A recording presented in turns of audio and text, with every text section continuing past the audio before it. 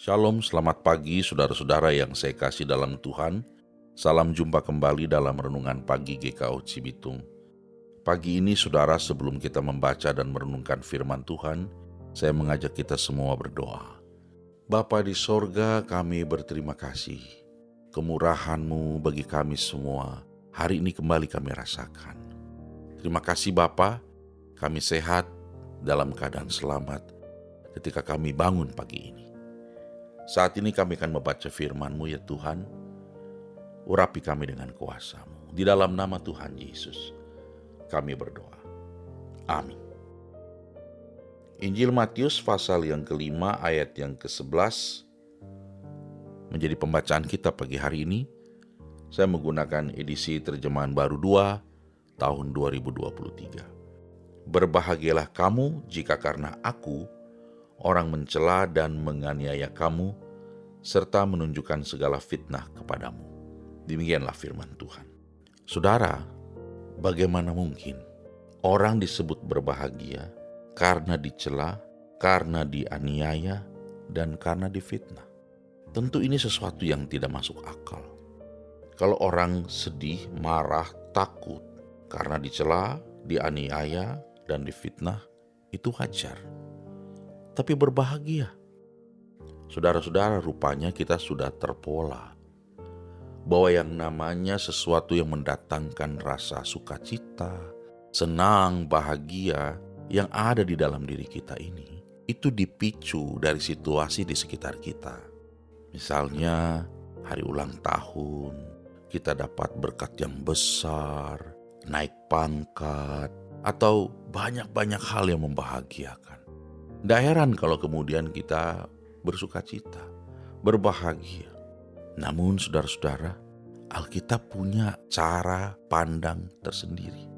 Kata berbahagia di dalam Injil Matius 5 ayat yang ke-11 ini berasal dari bahasa Yunani, makarios, yang artinya sebuah kebahagiaan yang tidak berasal dari situasi atau lingkungan kita, tapi yang datangnya dari Tuhan. Nah, inilah yang disebut dengan buah roh. Buah roh salah satunya adalah sukacita. Itu adalah rasa tentram, rasa tenang, rasa damai yang ada di dalam hati kita, yang bukan berasal dari dunia, bukan berasal dari semua peristiwa-peristiwa di sekitar kita, tapi datang dari pekerjaan Roh Kudus. Itu yang menyebabkan Paulus ketika di penjara dia bisa bernyanyi bersama dengan Silas. Dia tidak berada dalam sebuah ketakutan yang mencekam, yang membuat dia tidak bisa berbuat apa-apa. Itu pula lah yang diajarkan Yesus kepada para muridnya. Bila kamu dicela, dianiaya, serta difitnah, kamu diminta untuk berbahagia. Bukan murung, bukan depresi, bukan takut, bukan marah. Kalau kita seperti itu, kita tidak ada ubahnya saudara dengan dunia. Karena itu level kebahagiaan kita harus kita naikkan. Bukan hanya semata-mata apa yang kita dapat dari hal-hal baik di sekitar kita. Bahkan ketika hal-hal yang tidak baik. Karena nama Yesus engkau dihakimi. Karena nama Yesus engkau dijauhi. Karena nama Yesus engkau mengalami hal-hal buruk. Di situ Tuhan bilang, tetap berbahagia. Jangan berbahagia hanya karena dapat jabatan baru di kantor. Jangan hanya berbahagia karena memiliki rumah baru. Jangan cuma merasa berbahagia karena wah ada banyak orang menyukai saya. Tapi berbahagialah ketika karena nama Yesus engkau mengalami derita. Baik pribadi maupun gereja yang mengalami hal ini, sebenarnya mereka adalah orang-orang yang sedang didewasakan oleh Tuhan. Saudara mau? Mari kita belajar dari ayat ini dan kita terapkan dalam hidup kita. Amin. Kita berdoa. Ya Bapa di sorga, terima kasih buat firman-Mu.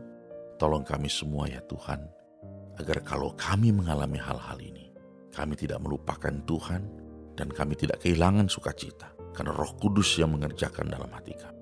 Jemaat Tuhan yang sakit, biarlah mereka tidak kehilangan sukacita hari ini. Tuhan kasih kesembuhan.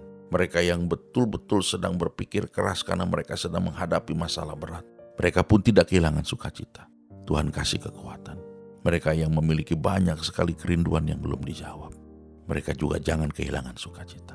Biar Tuhan menjawab doa mereka. Sertai kami Bapa sepanjang hari ini, dan biarlah kami boleh mengalami kemenangan. Dalam nama Tuhan Yesus kami berdoa. Amin. Kiranya Tuhan menyertai saudara hari ini, terus berkemenangan di dalam Dia. Shalom.